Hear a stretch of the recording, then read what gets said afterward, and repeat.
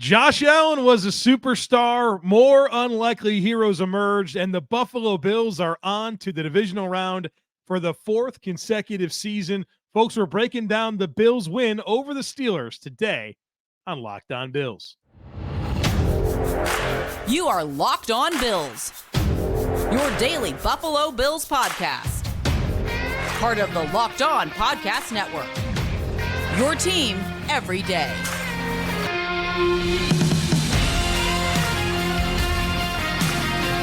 What's up, Bills Mafia? It's Joe Marino, author of Go Bills and Buffalo's Run, also the co-host of the Locked On NFL Scouting Podcast, and I am your host of Locked On Bills. Want to thank you for making Locked On Bills your first listen every day, and a big welcome and shout out to our everydayers. You know who you are. Those of you who never miss a single episode, I appreciate y'all being here very, very much. I'd also like to invite you to subscribe or follow for free on YouTube or wherever you listen to podcasts. We're part of the Locked On Podcast Network, your team every day. Happy Victory Tuesday to you. The Buffalo Bills defeated the Pittsburgh Steelers 31-17 and advanced to the divisional round of the playoffs. The Bills started the game hot with a 21-0 lead. They had a lull in the middle and saw the score get to 24-17, and then they found a way to put it away at the end.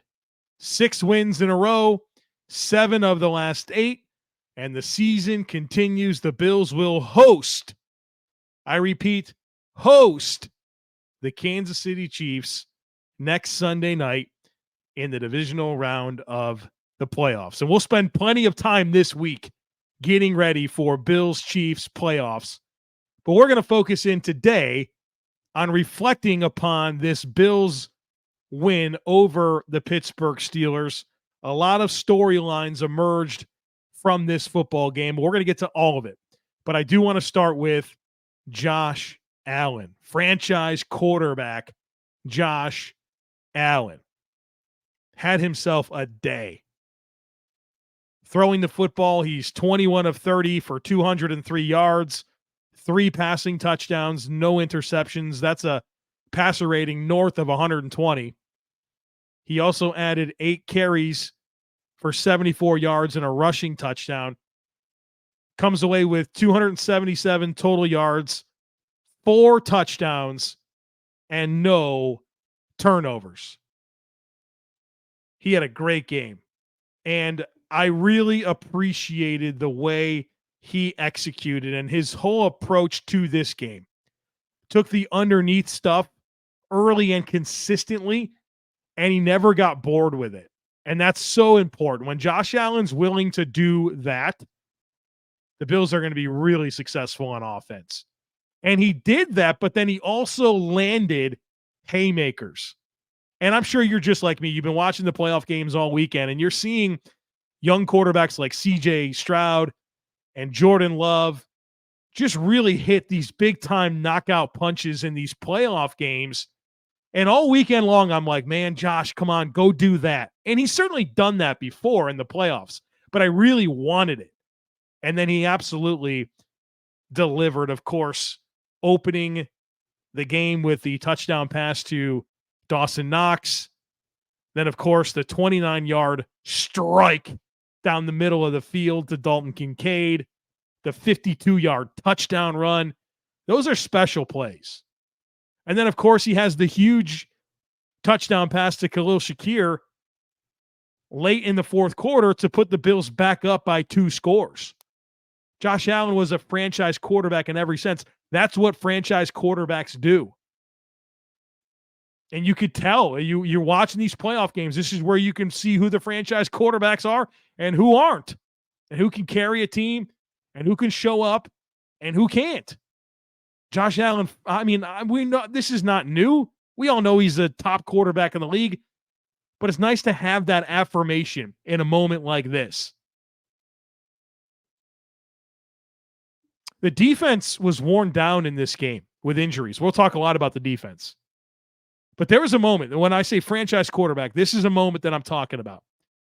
Pittsburgh goes on that 12-play, 75-yard drive to make it a one-possession game with 10 and a half minutes left in the fourth quarter. And you had a bit of a lull offensively, and you know that your defense is just kind of going through it with injuries. And so the Steelers are probably feeling like, well, we got a chance. It's a one-score game, 10 and a half minutes left in the fourth quarter. What does Josh Allen do? He engineers a 7-play, 70-yard drive to pull back ahead by 14, and the rest of the game is history. And on that drive, there's a play in particular that really stands out to me. Again, spectacular plays, the touchdown pass to Dalton Kincaid, the 52-yard touchdown run. Those are spectacular plays. Those aren't hard to look at and see. But that 13-yard run early in that drive to me was so big. You could just kind of feel and sense in that moment that there was no chance he was going to give the ball back to the Pittsburgh Steelers without a 2-score lead. And that's exactly what he did. Like I mentioned, great job with decision-making, great job making plays, and of course, a great job of taking care of the football. I thought his weapons did some really good things as well. Dalton Kincaid, big play early in the game, right? Has 3 catches, 59 yards, and a touchdown. On the opening drive, the Bills wind up scoring on this drive. He has a big contested catch on kind of a corner route. And then, of course, he had the touchdown reception after the turnover. Great opportunity to take a shot at the end zone, and it's middle of the field open coverage. Kincaid's one-on-one with a linebacker, Miles Jack, who has to carry him vertical down the field. He can't do it. So great route, but also great job by Josh Allen to read it and put it on him. Stefon Diggs, 7 catches, 52 yards. Workman-like day for Stefon Diggs. None of the explosive, crazy stuff down the field, but he caught the short stuff. He won and had some good moments after the catch, and there was a rhythm component to those completions that were really, really strong that I think helped with this efficiency that the Bills needed offensively in this game. Dawson Knox with a touchdown reception. That's 4 years in a row now for Dawson Knox that he scored a touchdown. He scored the first touchdown in points for the Bills in the playoffs. He has first quarter touchdowns now in 4 consecutive years in the wild card round against the Steelers, Dolphins, Patriots, and Colts. So, you know, the playoffs don't start until Dawson Knox catches himself a touchdown. And that's happened in the first quarter. And in many instances, I think in 3 of those instances, the first drive of the game. Yeah, the Patriots game, this game, and the Miami game. He did it on the first drive of the game, the first offensive drive of the game for the Bills. So that's the weirdest, coolest, unlikeliest factoid when it comes to the Bills is that Dawson Knox has gotten the scoring started each of the last 4 years in the playoffs. And then, of course, Khalil Shakir. 3 catches, 31 yards, and a touchdown on 3 targets. And his touchdown reception, I when it happened and he stayed up, and as he was crossing the goal line, I yelled out, "That's a championship effort." And that's what it was. That was a championship effort. At a critical moment in the game, right? You feel like you're going to hit a field goal. Maybe, right? I mean, we'll get to Tyler Bass. You feel like you're going to get a field goal and go back up 2 scores. But maybe not. It doesn't matter. 2nd and 9, Khalil Shakir catches the ball over the middle of the field and didn't go down. Unbelievable championship effort by Khalil Shakir. And the efficiency with Khalil Shakir this year has been incredible. For the season now, including the playoffs, he's been targeted 48 times. He has 42 catches on 48 targets. Like 5 targets a game for Khalil Shakir has to be like the minimum. He's such an efficient player, and he's averaging over 15 yards a catch. So it's not like it's just this Jarvis Landry dump the ball down and he's going to catch, or Troy Brown, remember him with the Patriots?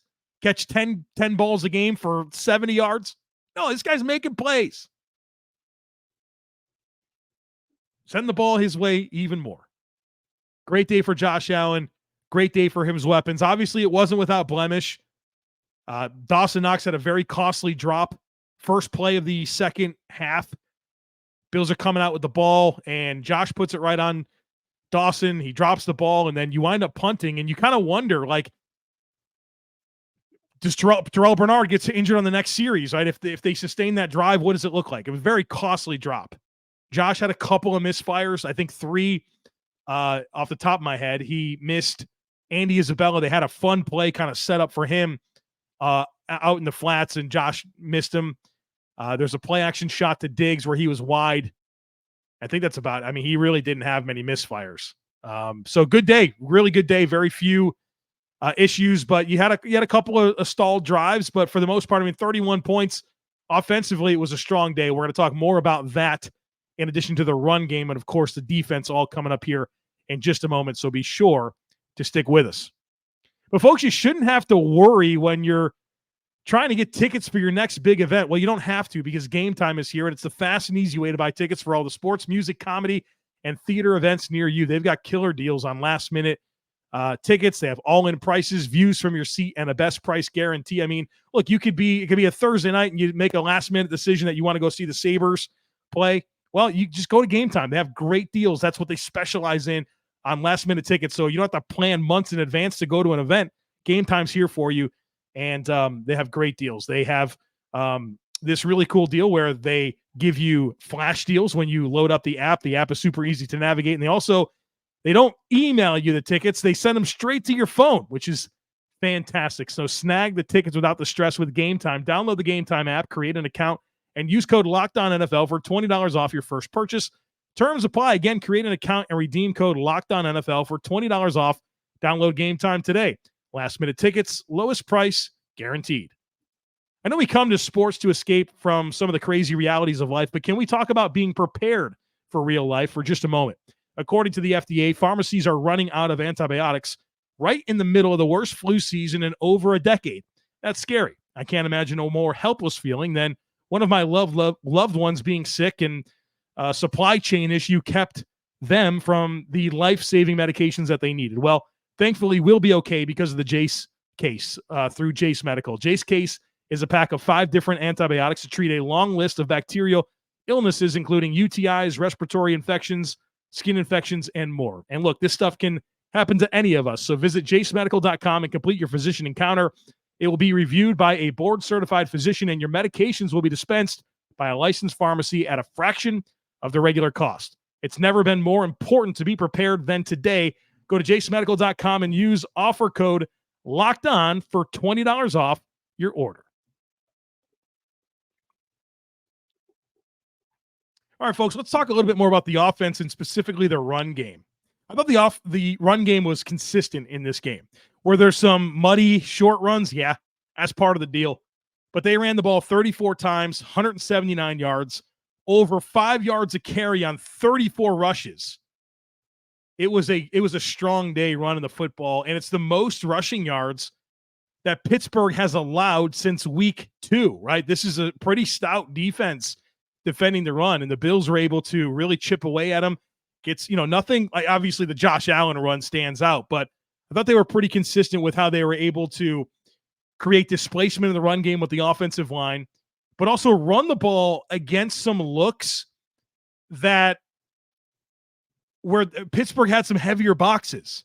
And I appreciate that the Bills in those instances were still able to be effective running the football. And it wasn't just a situation, well, you've got a bunch of people in the box and look, we got some guys in the line of scrimmage, but we're not going to run the ball. They stuck with it. And I thought they were pretty consistent for the most part against a good run defense.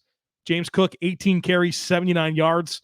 Weird day catching the football for him. He has 4 catches for 5 yards. And again, we talked about this last week. You're starting to see teams start to game plan for the threat of James Cook out of the backfield as a receiver. So going to have to kind of evolve that a little bit. But a pretty effective day for James Cook. Ty Johnson, I thought he had a strong day. 8 carries, 26 yards. Had one really crazy good short yardage conversion where I thought he was dead to rights. He was able to spin off of a tackle and convert and really get through without doubt. And I really appreciate that. Good physical running from him. And of course, Josh Allen's own contributions, 8 rushes for 74 yards. So offensively, you had a good day. 31 points. That's the most scored against the Pittsburgh Steelers this season. 24 first downs. That's the most first downs against the Pittsburgh Steelers this season. 5 of 12 on third down. That's okay. 368 total yards. I think time of possession mattered in this one. Time of possession can be an overrated stat. I think in a game like this, it wasn't. 33 minutes of time of possession. You had 7 more than the Pittsburgh Steelers. And then, of course, you go 2 of 3 in the red zone. Your last one, you came up empty. I think you were just trying to get the points there to make it a 3-score game. Unfortunately, Tyler Bass couldn't hit the 27-yard field goal. So you came up empty with points, but 2 of 3 in the red zone. That's pretty solid. And you may have been able to go 3 of 3. So offensively, hat tip, you did your job. Good stuff. Let's talk about the defense. And there's some good things to talk about here and some frustrating things to talk about. And I think it really comes down to this. It's injuries, and the injuries suck. They really do. But then you have so many unlikely heroes that emerge once again. So you get into this game, and you're down players. You're down Rasul Douglas. You're down Tyrel Dotson. You're down Taylor Rapp, not to mention, of course, Matt Milano and Trey White. Then during the game, you wind up losing Christian Benford, Taron Johnson, Terrel Bernard, and Balin Spector. I mean, you are just completely wiped out at corner and linebacker, especially based on factoring Trey White and Matt Milano into this thing. I mean, you're down to like your 4th and 5th corners and your 4th and 5th linebackers. And you found a way. And more unlikely heroes emerge. AJ Klein, Dorian Williams, Kaiir Elam. These guys all step up in a big way. We'll talk about that more specifically, what they did. But a week after you win the AFC East with guys like Trent Sherfield and Deontay Hardy and Taylor Rapp and Dane Jackson and Ryan Vandermark stepping up and making huge plays, it happens again with AJ Klein, Dorian Williams, and Kaiir Elam. AJ Klein, 11 tackles, 7 solo, had that huge 3rd down stop. And the guy was signed this week. And I know that AJ Klein in some ways feels inevitable for this football team. But like, you listen to the post-game comments from Sean McDermott, the guy was retired. He was going on vacation with his family. Pump the brakes. You're going to come play for the Buffalo Bills.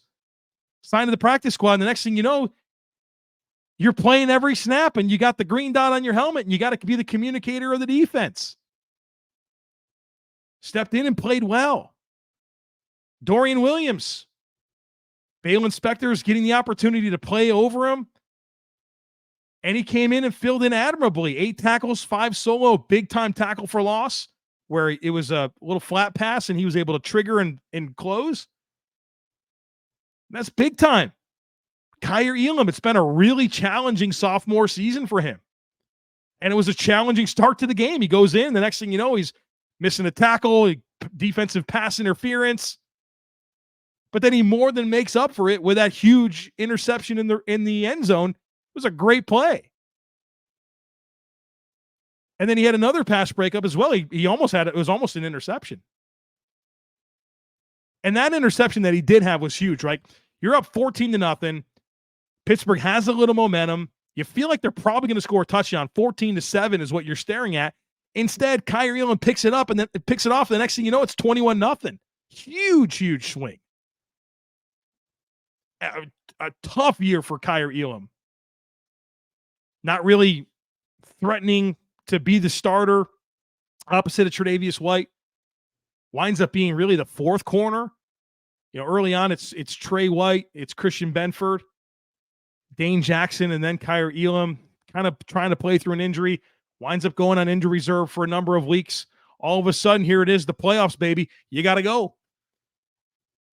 Stepped up in a big way. And after those 2 plays where he missed the tackle and was called for defensive pass interference, and of course he gets the interception, you don't really feel like he was a liability at all, right? Like, we're going to watch the tape, of course, we're going to talk about it, but it wasn't like they were picking on him. They certainly kind of did for Cam Lewis a little bit. But Kaiir Elam, it felt like he stepped in and held his own. back-to-back weeks, unlikely heroes absolutely emerge for this football team, which is a big-time testament to a lot of things. I mean, really the entire operation. Testament to the front office to be able to get these players that prepare in such a way that they can step in and do their very best to not be a liability for the team. The coaching staff to have these players prepared. The locker room, the team effort that it takes to help a guy that might be under-repped step in and play well, but also those players and their own mental toughness to maybe not play to the degree that they want to. But when they have the chance, they take advantage of it. This is unbelievable stuff. It's not easy to go from the couch to being a starting Mike linebacker in a playoff game, or what Kaiir Elam did, or what Dorian Williams did. I mean, you think about Dorian Williams and Kaiir Elam as recent draft picks, and they're seeing so many different guys playing and getting opportunity above them. But when their number is called, they answered, and boy, oh boy, did they deliver. A.J. Klein, Dorian Williams, Kaiir Elam, here's your flowers. Unbelievable job. All right, we got more to talk about. The defense, special teams, what's next, all of that is coming your way, so be sure to stick with me.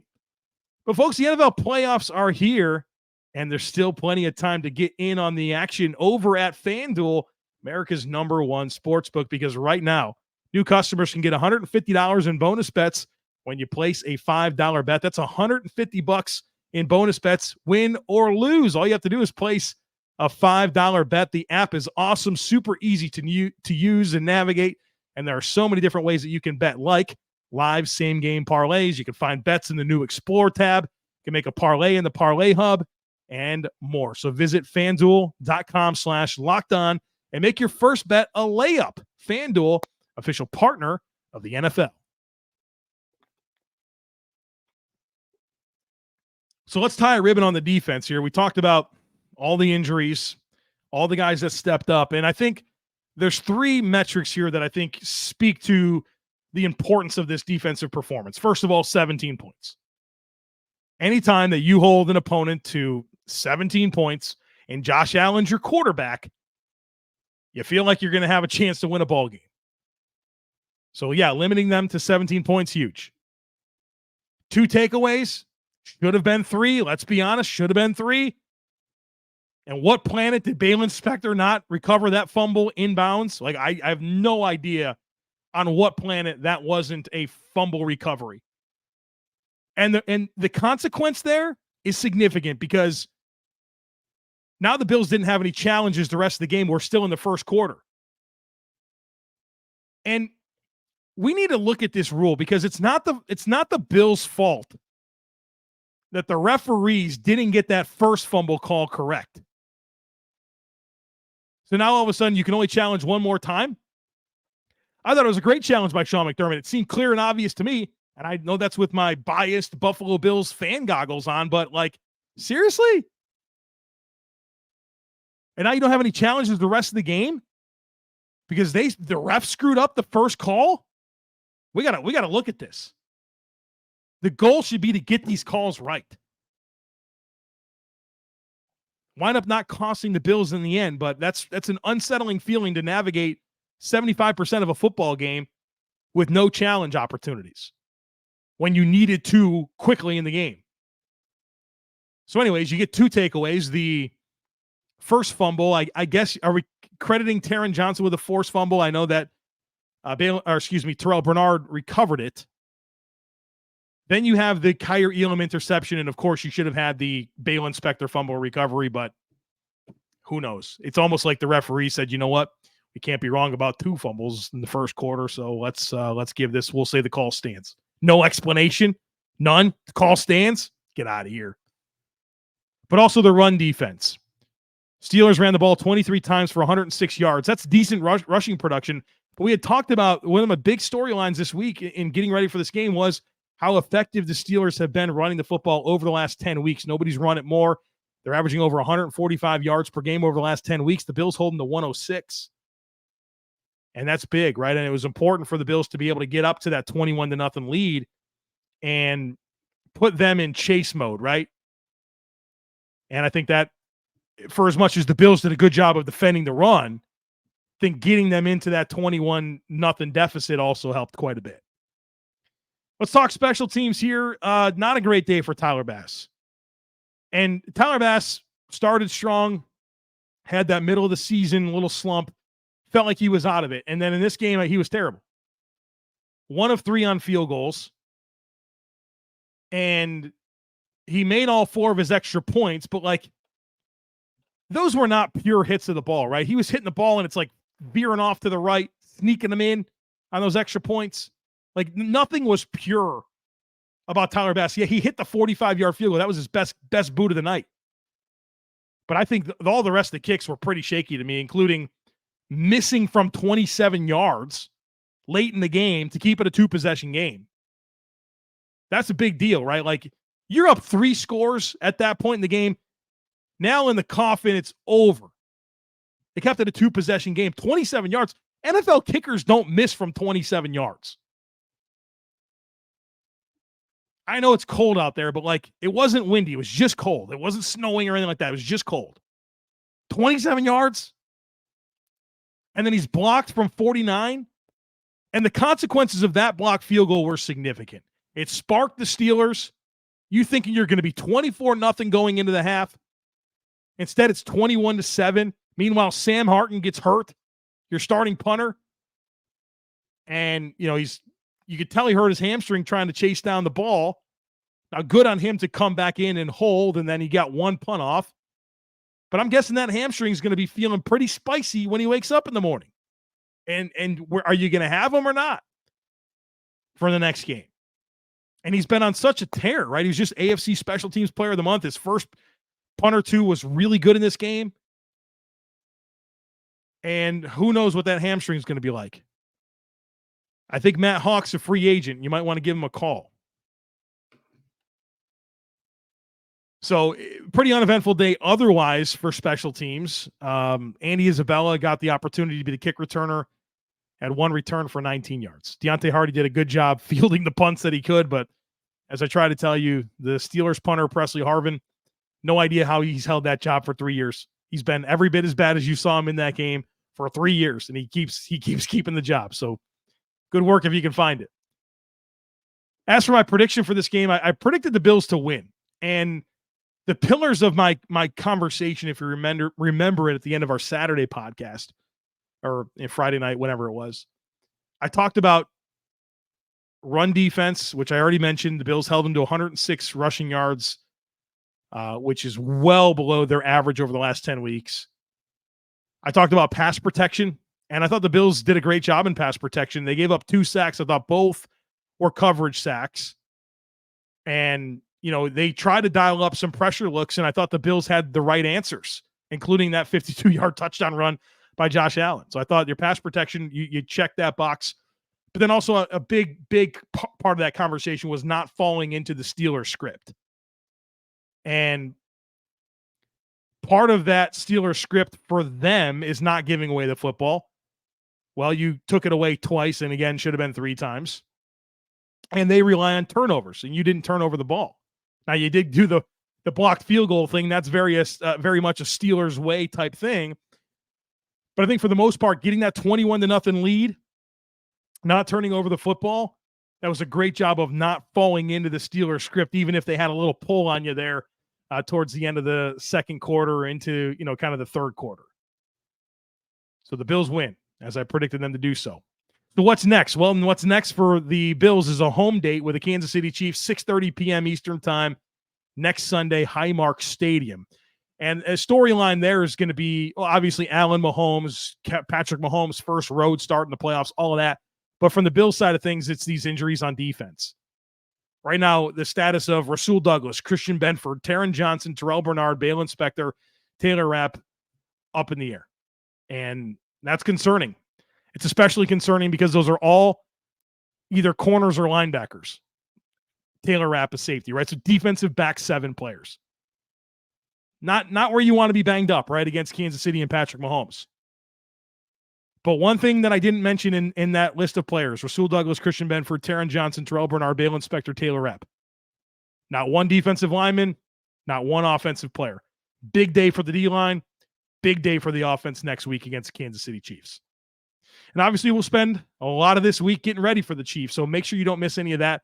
Our All-22 review, also one of our next conversations. We'll spend time in the tape studying this and learning from it. And, of course, if you're part of our Locked On Bills subtext community, you'll be part of our Discord, which means you'll see all the All-22 clips that I'll break down. I've been talking about that all year. Would love for you to join. There's a link in today's show notes to join the Locked On Bills subtext community, which means you get one-on-one text messaging with me. You get my first reaction to all major Bills news, and you get my in-game text. So when the Bills are playing the Chiefs next Sunday night, I'll be texting throughout the game. Of course, I did that all day during the Steelers as well. Would love for you to be part of that. Again, there's a link in today's show notes to join, but you also get into our Discord channel, which is 500 Bills fans in there. We're talking Bills, Sabres, life, all kinds of cool stuff. But also in the Discord channel is the films clips, where I put all the different All-22 clips and talk over them and break things down for you. Would love for you to be part of that. Again, a link in today's show notes to join. All right, folks, enjoy your Victory Tuesday. Enjoy these playoff wins. This is the stuff we dreamed about for a long time, right? Never let it be normal. Never let it be normal. We went 17 years without going to the postseason. We went how many years between playoff wins? This stuff is not, you can never take it for granted. Let's enjoy it. Big one here. Big one coming. Bills win. Enjoy your Victory Tuesday. As always, I kindly ask that you share, subscribe, rate, and review the podcast. Have a great rest of your day. Go Bills. And I look forward to catching up with you again real soon.